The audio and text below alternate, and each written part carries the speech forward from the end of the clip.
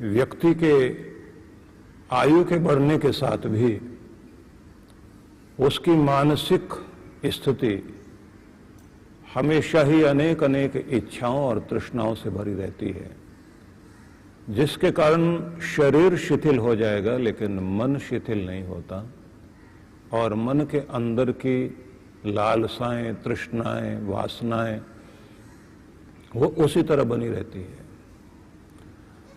शरीर और मन के साथ तालमेल न होना, इससे ये भी एक बात समझ आती है कि व्यक्ति स्वयं को युवा समझता रहता है और शरीर बूढ़ा हो जाता है। शरीर की गति धीमी पड़ जाती है लेकिन मन की गति तीव्र होती जाती है। व्यक्ति के बोलने में भी कहीं ना कहीं उसमें भी शिथिलता आ जाएगी, उसके कार्यों में शिथिलता आ जाएगी, लेकिन मन में शिथिलता नहीं आती। उसके देखने में भी दृष्टि में कमी आ जाएगी, उसकी डाइजेशन में, पाचन शक्ति में कमी आ जाएगी, उसके अंग प्रत्यंगों में कमी आ जाएगी।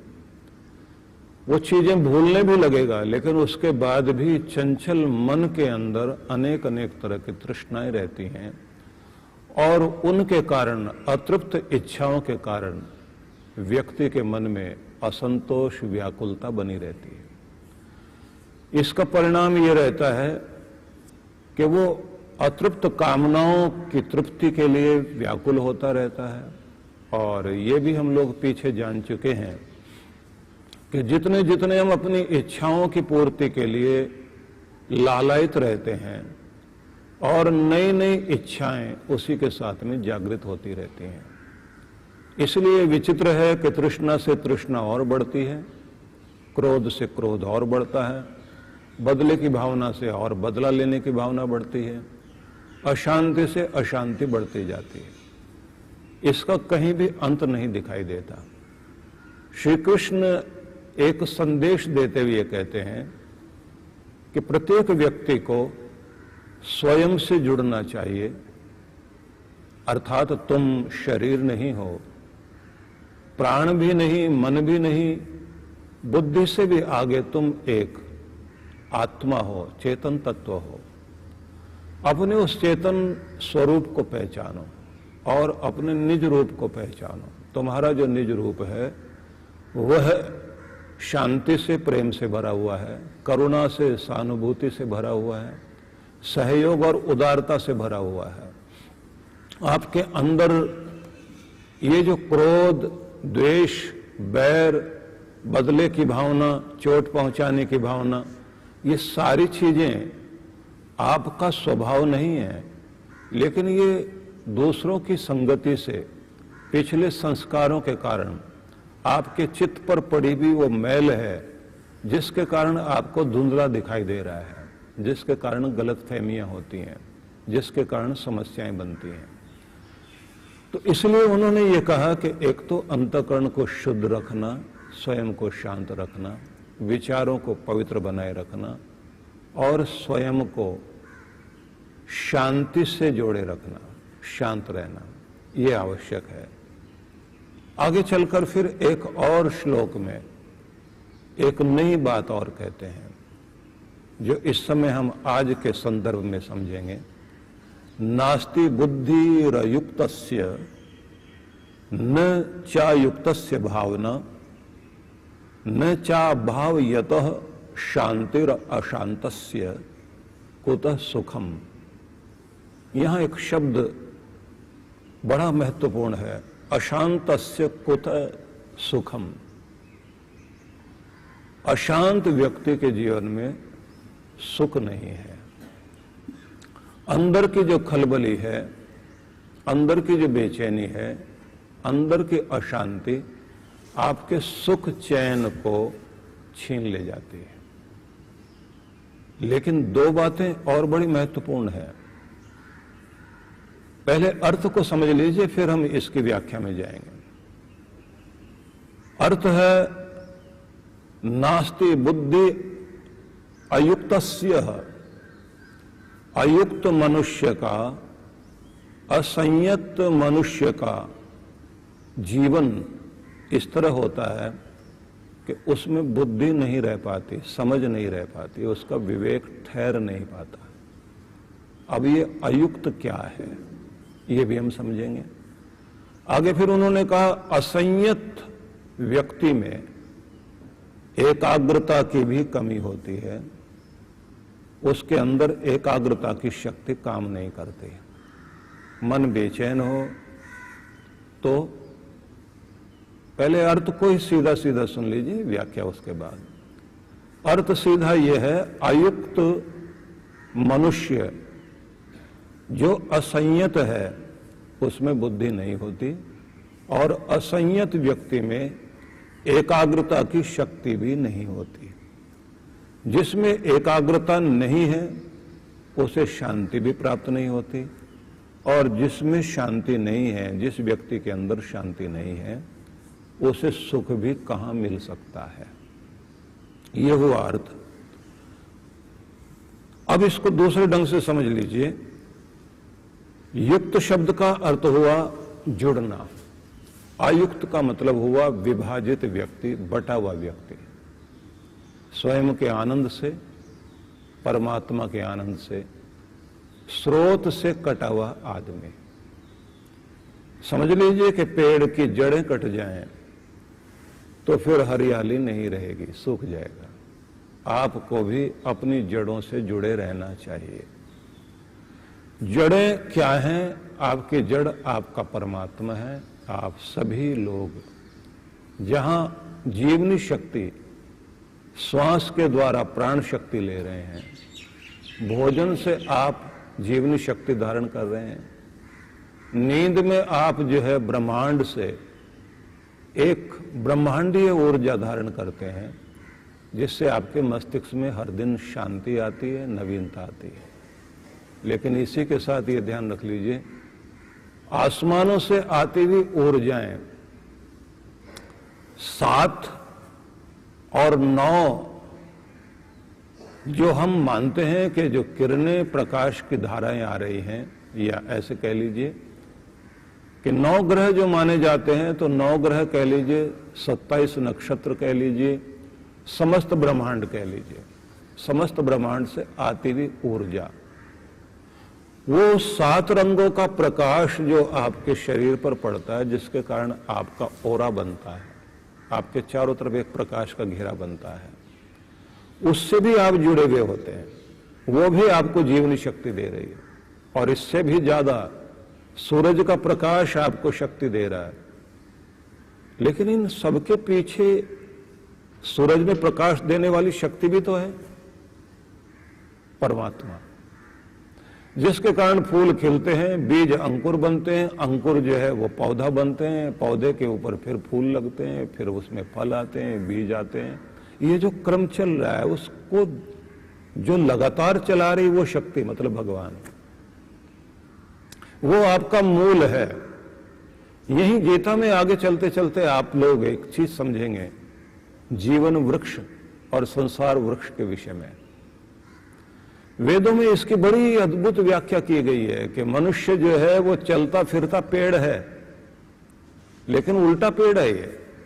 जब आप किसी पेड़ को देखते हैं तो उसको देखना एक तरह का, लेकिन जब उसे आप झील में देखते हैं तो बड़ा उल्टा दिखाई देता है। उसकी शाखाएं नीचे दिखाई देती हैं, मूल ऊपर दिखाई देता है।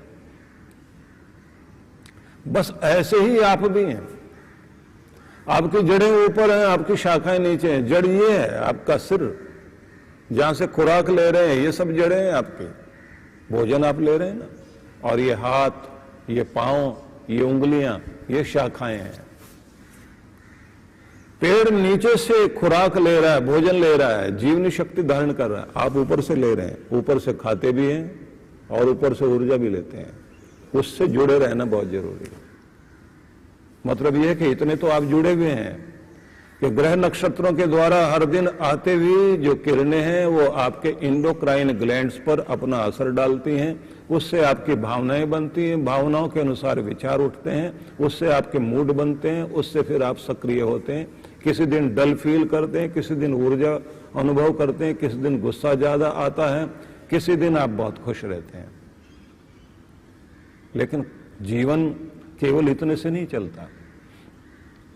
जीवन का एक और रूप है कि जो आपके छोटे से बच्चे में जब वो बहुत भोला होता है, उसका हंसना, उसका खिलखिलाना, उसका शांत रहना और किसी से झगड़ा भी कर लेना, सब चलता है बच्चे में। लेकिन वह ऐसा अद्भुत है जैसे पानी पर खींची हुई लकीर। उसका झगड़ा इसी तरह का है, पानी पर खींची हुई लकीर। अभी दिखाई दे रहा है कि आप डंडा लेकर के पानी में लकीर खींचते जा रहे हैं, दिखाई देता है लकीर बन रही है, पीछे देखे तो मिटती जा रही है। जैसे जैसे वो बच्चा थोड़ा बड़ा होता है तो फिर किशोर अवस्था में पहुंचते पहुंचते उसका झगड़ा रेत पर खींची हुई लकीर हो जाती है। धूल उड़ेगी, हवा बहेगी, वो लकीरें मिट जाएंगी। आप बड़े होते ही अहंकार बड़ा हो रहा है, आप भी बड़े हो रहे हैं, लेकिन आपका अहंकार बड़ा हो रहा है। अहंकार बड़ा हो रहा है तो फिर पत्थर पर खींची हुई लकीर होगी, वो नहीं मिटेगी।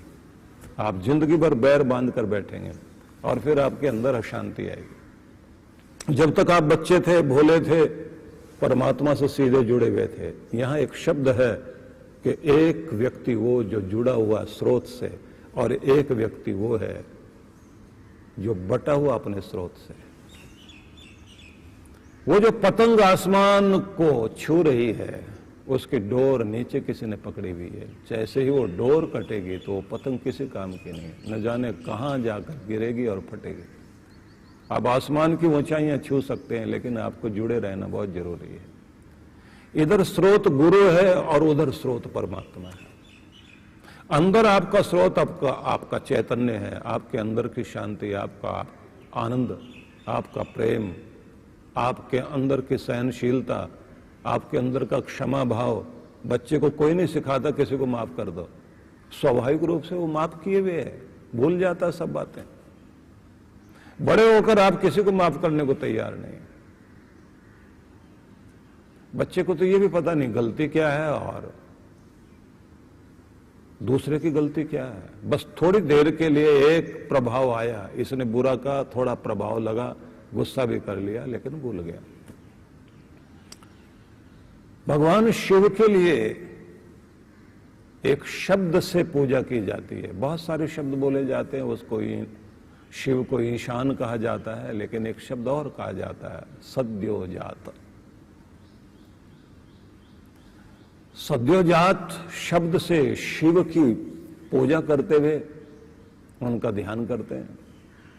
तुरंत उत्पन्न हुए बालक को देखिए आप, वो जो नया बालक है, नवजात बालक है, वो किसी से आंख नहीं मिलाता, उसे किसी से कोई लेना देना ही नहीं है।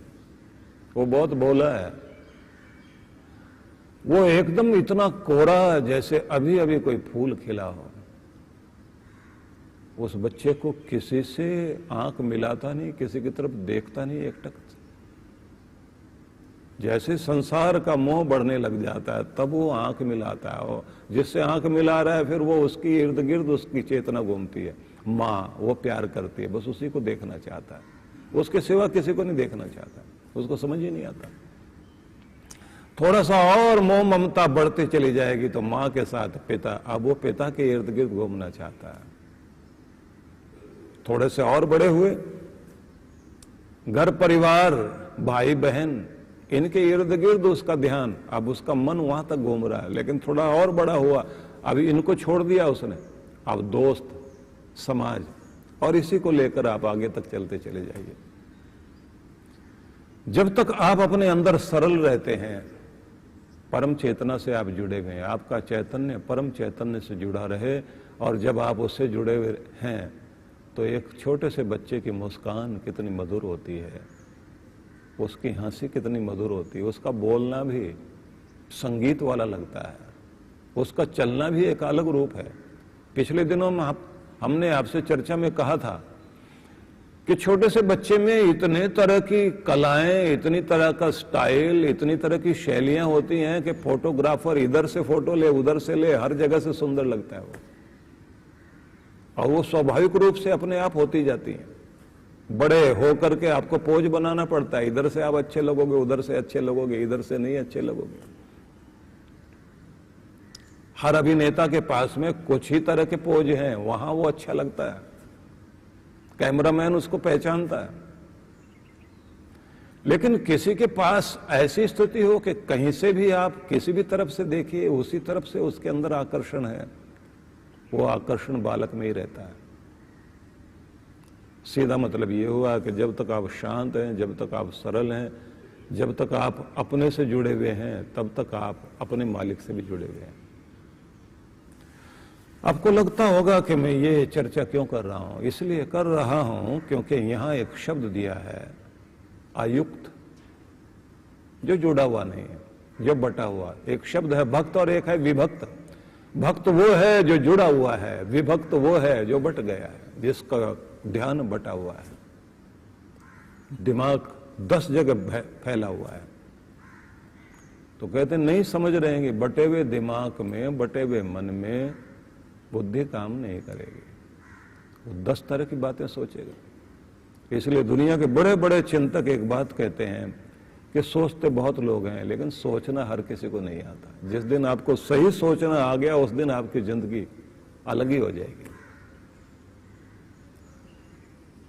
तो इन्होंने ये कहा कि आप जुड़े हुए हैं तो आपकी बुद्धि ठीक से काम करेगी। स्रोत से जुड़े रहो तो शांत रहोगे, अपने स्रोत से जुड़े रहो तो संतुलित रहोगे।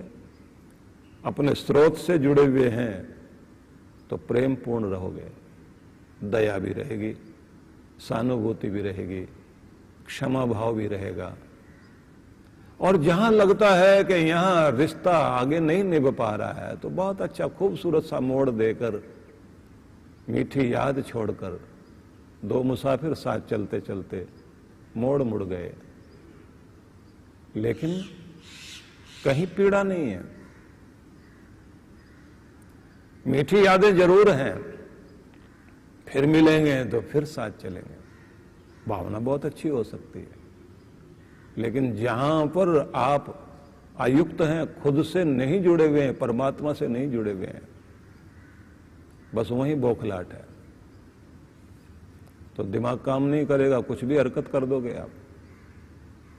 अब एक शब्द और उन्होंने कह दिया, जो खुद से नहीं जुड़ा हुआ है और संयत नहीं है, असंयत है, बिखरा हुआ व्यक्तित्व, ऐसा व्यक्तित्व जो न खुद से जुड़ा हुआ है, न परमात्मा से, न गुरु से, जिसे अपने माता पिता ही याद आ जाए, कुल खानदान याद आ जाए, उन्हीं से अगर जुड़ा हुआ है तो कोई भी कार्य करते समय उसको ये ध्यान रहेगा कि माँ बाप को कैसा लगेगा, परिवार को कैसा लगेगा। आदमी अपने को संभाल लेता है। आप धर्म से जुड़े हुए हैं तो जीवन धन्य बना रहेगा, अधर्म से जुड़ते ही आपका जीवन उल्टा हो जाएगा। इसलिए जुड़े रहिए, जुड़ना जरूरी है। तो कहते हैं बुद्धि तभी काम करेगी। अगला शब्द कह दिया, अगर तुम जुड़े हुए नहीं हो, बिखरे हुए हो, विभक्त हो, संयत नहीं हो, खुद को संभाले हुए नहीं हो, अयुक्तस्य न भावना, ऐसे व्यक्ति में भावना भी नहीं होती, बुद्धि भी नहीं, भावना भी नहीं। तो क्या कहना चाह रहे हैं भगवान श्री कृष्ण समझा रहे हैं कि बुद्धि और भावना दोनों का साथ जरूरी है। कैसे? दिमाग ने कहा ये भावना को थोड़ा अलग हटा के सोचिए। दिमाग ने कहा कि ये सामने सांप है, तो अभी आप डरे नहीं, भावना नहीं आई, तो आप भागे भी नहीं। जैसे ही आपने देखा और देखने के बाद भावना में क्या चीजें हैं? डर भी तो एक भावना है, क्रोध भी तो एक भावना है, तृष्णा भी तो एक भावना है, जितनी भी तरह की दया भावना, क्षमा भावना, ये भावना आती है। उसके बाद कोई भी चीज देखेंगे, ज्ञान होने के साथ भावना आती है। जैसे भावना डर की पैदा हुई, आप सिर पर पांव रख करके भागोगे। कहां आ गए भाई, भयंकर सांप है यहां।